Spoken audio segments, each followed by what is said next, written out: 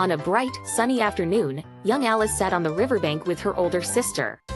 She was growing bored with the book her sister was reading, as it had no pictures or dialogues. Suddenly, Alice noticed a white rabbit, surprisingly wearing a waistcoat and holding a pocket watch, muttering to itself about being late. Curiosity piqued, Alice hurried after the rabbit, following it as it vanished down a large rabbit hole. Without hesitation, she crawled in after it, only to find herself tumbling down an unusually long and strange tunnel. During her fall, she passed by cupboards, bookshelves, and strange pictures hanging upon pegs.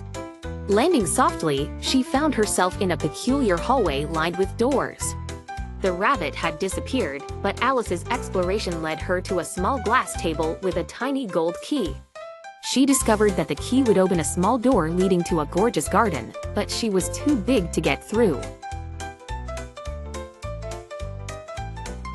On the table, she discovered a bottle labeled "Drink Me." She was hesitant, but the fragrance was inviting, and the label was personally addressed to her, so she decided to drink it. Instantly, she began to shrink down to a tiny size, perfect for entering the door. However, to her distress, Alice realized she had left the key back on the table, now beyond her reach. Her eyes fell on a box under the table containing a cake marked "Eat Me."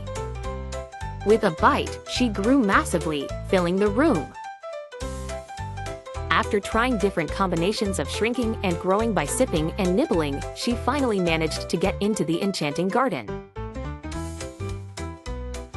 There she encountered the maddening world of Wonderland. In the garden, Alice met an array of eccentric characters. There was the grinning Cheshire Cat whose head and body would vanish randomly as he riddled Alice with nonsensical advice. At the Mad Hatter's seemingly eternal tea party, she found herself engulfed in lunacy, unable to sit still in a place. Alice then encountered the Queen of Hearts, known for her unpredictable temper and frequent cries of "off with their heads."